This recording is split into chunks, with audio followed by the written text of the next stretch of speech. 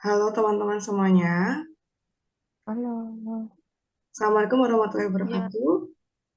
Waalaikumsalam warahmatullahi Ya, wabarakatuh. pada kesempatan kali ini kami akan mencoba untuk memaparkan mengenai pengukuran pemahaman peserta didik atau asesmen.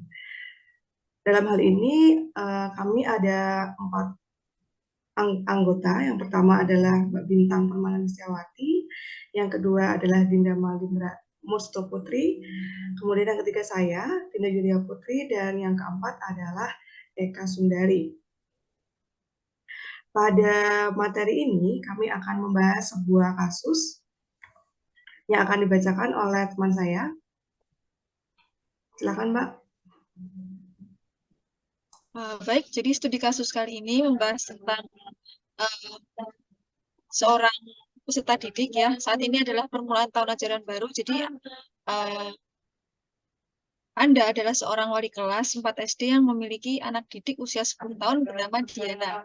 Nah, wali kelas 3-nya mengeluhkan dinamika bersekolah Diana kepada Anda. Guru wali kelas tersebut mengatakan nilainya jauh tertinggal dari teman-teman lainnya di kelas. Diana juga kurang baik dalam mengerjakan pekerjaan rumahnya selama masa PJJ kemarin. Bahkan pihak wali kelas mengatakan bahwa ia khawatir dengan tuntutan yang semakin tinggi di kelas 4 di pelajaran IPA, Bahasa, dan IPS yang membutuhkan banyak bacaan. Diana seringkali tidak menyelesaikan tugas-tugas yang diberikan dan ulangannya menunjukkan nilai buruk. Namun demikian, ketika materi tugas dan ulangan tersebut diulangi secara lisan dan individual, Diana dapat menjawabnya. Maka di studi kasus ini akan ada 3 pertanyaan yang akan disampaikan oleh Mbak Dinda Malindra.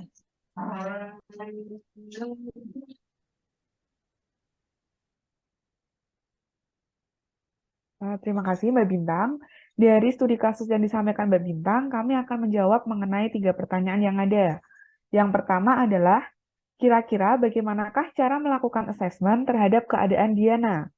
Kemudian berikutnya, jenis asesmen apakah yang akan Anda berikan kepada Diana, kepada siswa Anda tersebut, lalu jelaskan pertimbangan Anda.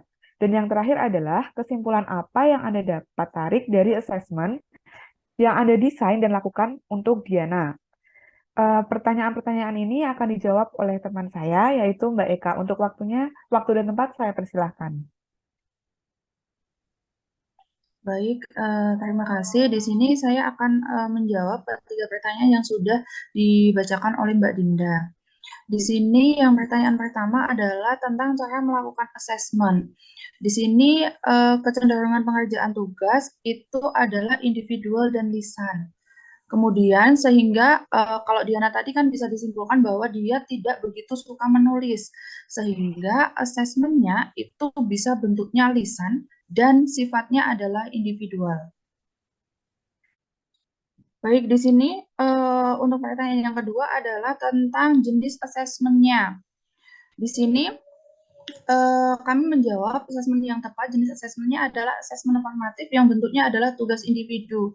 Pertimbangan yang diambil adalah karakteristik Diana dan kecenderungan terhadap tugas. Kemudian yang ketiga adalah kesimpulan yang bisa kita ambil dari asesmen itu tadi.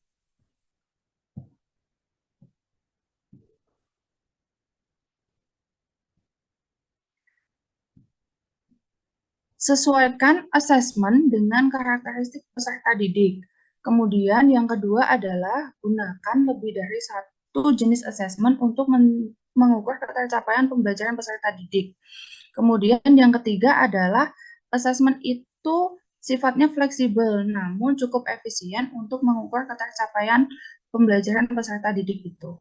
Itu tadi jawaban ketiga pertanyaan yang bisa kami sampaikan. Baik, terima kasih Mbak Eka atas pemaparannya. Mengulang kembali dari kesimpulan kelompok kami mengenai studi kasus ini adalah yang pertama, kita perlu menyesuaikan jenis asesmen yang akan kita laksanakan dengan karakteristik peserta didik. Nah, karena hubungan antara karakteristik peserta didik dengan asesmen yang akan dilaksanakan akan mempengaruhi juga atas efektivitas dari hasil asesmen yang dihasilkan. Kemudian yang kedua adalah kita sebagai guru bisa menggunakan lebih dari satu jenis asesmen untuk mengukur ketetapan pembelajaran. Jadi dalam hal ini kita tidak berfokus pada satu jenis asesmen saja, tetapi bisa mempertimbangkan jenis asesmen lain yang lebih sesuai juga dengan karakteristik peserta didik. Dan yang ketiga adalah merujuk pada sifat asesmen yang juga fleksibel tetapi terukur. Jadi asesmen itu tidak kaku, tetapi kita bisa menyesuaikan juga dengan karakteristik peserta didik sehingga pengukuran yang diinginkan akan lebih terukur dan lebih mengarah pada hasil capaian dari peserta didik tersebut. Baik, sekian presentasi dari kelompok kami. Semoga informasi yang kami sampaikan melalui pemaparan ini bisa bermanfaat bagi teman-teman. Terima kasih.